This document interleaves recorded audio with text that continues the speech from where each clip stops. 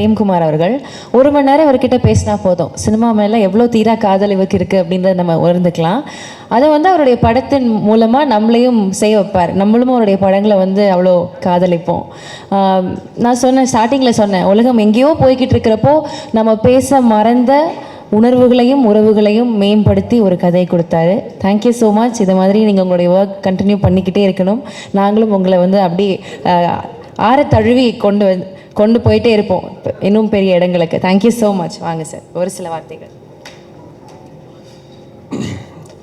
அனைவருக்கும் வணக்கம்.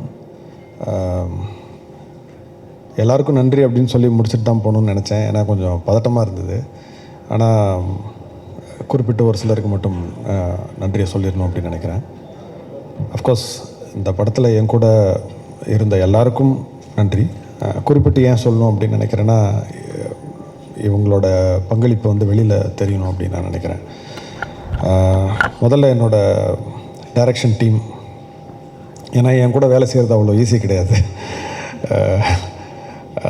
அது என்னை சகிச்சுக்கிட்டு என் கூட இருந்த அவங்களுக்கு முதல்ல என்னோட நன்றி. குறிப்பாக என்னுடைய co directors Kannan and Aravind. ஏன்னா அவங்க தான் என்கிட்ட டைரெக்டாக பேசுவாங்க. அது எவ்வளோ கஷ்டம்னு எனக்கு தெரியும். அதனால் தேங்க்ஸ். அடுத்தது என்னோடய பாடலாசிரியர்கள் கார்த்திக் நேதா, உமாதேவி. அவங்க 2 பேரும் என்னுடைய வணக்கத்துக்குரியவர்கள் சொல்லுவேன். ஏன்னா தினைக்கும் அவங்க வேலையே தமிழோட இருக்கிறதா. அதனால் எனக்கு அவங்க மேலே ஒரு பெரிய மரியாதை உண்டு. அண்ட் அவங்களுடைய இந்த படம், இந்த உணர்வெல்லாம் சொல்கிறதுக்கு அது அவங்களுடைய பாடல் வரிகள் எவ்வளோ பயன்படுத்துதுன்னு உங்களுக்கு தெரியும். நன்றி 2 பேருக்கும். சுபஸ்ரீ, காஸ்டியூம் டிசைனர், என்னோடய பெஸ்ட் ஃப்ரெண்ட். நான் சென்னைக்கு 99 வந்தேன். அப்போலேருந்து எனக்கு அவ்வளோ தெரியும். என்னுடைய எல்லா ஏற்றத்தாழ்வுகள் எல்லாத்தையும் பார்த்துருக்குறா. சினிமாக்குள்ளே வரமாட்டேன்னு சொல்லி நான் தான் பிடிச்சி இழுத்துட்டு வந்தேன். அண்ட் 96 இருக்கட்டும், இந்த படமாக இருக்கட்டும், காஸ்டியூம்ஸ் எவ்வளோ பெரிய ஒரு மாற்றத்தை ஏற்படுத்தியிருக்கு அப்படின்னு உங்களுக்கு தெரியும். அது 1-2 தான் இருக்கும், ஆனால் அது ஸ்பெஷலாக தெரியும். அது தேங்க்ஸ். அண்ட் தேவதர்ஷினி மேம், எனக்கு புதுசாக ஒரு தேங்க்யூ. சினிமாலையும் சரி, என்னோடய பர்சனல் லைஃப்லேயும் சரி, தவிர்க்க முடியாத ஒரு நபர். Thank you ma'am, thank you so much. Mahendran, என் கூட ஃபிலிம் இன்ஸ்டியூட்டில் அப்போலேருந்து எனக்கு தெரியும். 99லேருந்து அகெயின் என்னோடய பேட்ச்மேட் அவன். 2 பேருக்கும் ஒரே ஸ்டைல் ஆஃப் சினிமாட்டோகிராஃபி, பார்க்கவும் ஒரே மாதிரி இருப்போம். அதனால் அண்ணன் தம்பின்னு பல பேர் நினச்சிப்பாங்க. சிவகுமார் சார் ஒருத்தரை வேடிக்கையாக சொன்னாங்க, ஏன்டா ஒன்றா படித்தா ஒரே மாதிரி இருப்பீங்களா அப்படின்னு. இந்த 96 கூட 2 பேரும் ஒரே அளவில் இருந்தோம்.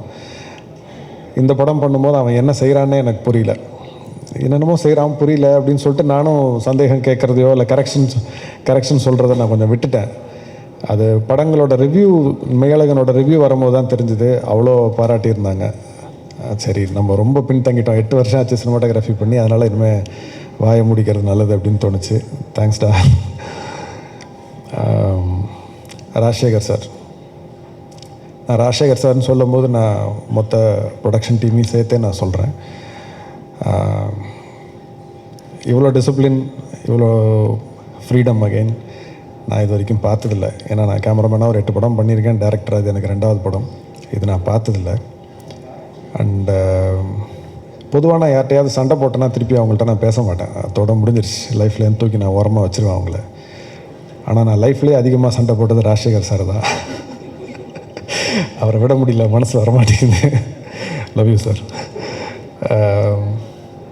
ஸோ நான் 2Dன்னு சொல்லும்போது நான் சூர்யா சாரையும் ஜோதிகா மேம் நான் சொல்லி ஆகணும். ஜோதிகா மேம் இது வரைக்கும் எதுக்கும் வரல. கண்டிப்பாக ஏதாவது ஒரு அக்கேஷனில் வாங்க அப்படின்னு சொல்லியிருக்கேன். சூர்யா அண்ணன் கூட நான் அசிஸ்டண்ட்டாக இருக்கும்போதே ஒரு 3 படம் ஒர்க் பண்ணியிருக்கேன். இந்த படம் டைரக்டராக. ஒருவேளை இந்த படம் 2Dயில் பண்ணலன்னா இந்த படம் இந்த அளவுக்கு வந்திருக்குமா, இல்லை இந்த படம் பண்ணியிருப்பேனா அப்படிங்கிறதே டவுட் தான். ஏன்னா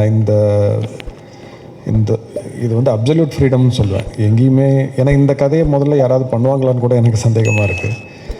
ஸோ அந்த ஸ்டேஜ்லேருந்து பார்க்கும்போது அவங்க 2 பேருக்கும் நன்றி சொல்லிக்கணும். ஏன்னா மெய்யழகனாக வந்ததுக்கு ஒரு முக்கிய காரணம் அவங்க. So thank you again. அண்ட் மெய்யழகனோட முகமாக 2 கண்களாக இருக்க Aravind sir and Karthi sir, thank you so much.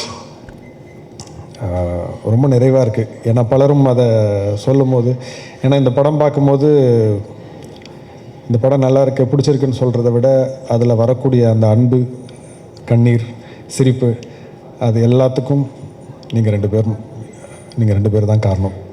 ரொம்ப நன்றி. அது மட்டும் இல்லை, இந்த படத்தில் மட்டும் இல்லை, ஏன்னா என்னோடய டீம் வந்து எனக்கு ரொம்ப பர்சனல்.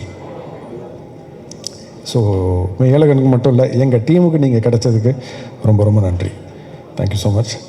கடைசியாக பத்திரிகை மற்றும் ஊடக நண்பர்கள், எங்களுக்கு ஒரு பெரிய பாலமாக நீங்கள் அமைஞ்சிருக்கீங்க. அண்டு இந்த படத்தில் விமர்சனம் தாண்டி பலர் தனிப்பட்ட முறையில் அவங்களுக்கு இந்த படத்தை பற்றின கருத்துக்களை வந்து கட்டுரையாக எழுதி எனக்கு வாட்ஸ்அப்லலாம் அனுப்புனாங்க. அது ரொம்ப நெகிழ்ச்சியாக இருந்தது. ரொம்ப நன்றி. ஸோ அந்த படத்தை பற்றி மட்டும் இல்லாமல் குறிப்பிட்டு தனித்தனியாக ஒரு டிபார்ட்மெண்ட் பற்றிலாம் எழுதியிருந்தீங்க. ரொம்ப ரொம்ப நன்றி. உங்கள் ஆதரவு எப்போவுமே எங்களுக்கு வேணும். நன்றி, வணக்கம். Thank you so much sir. அடுத்தபடி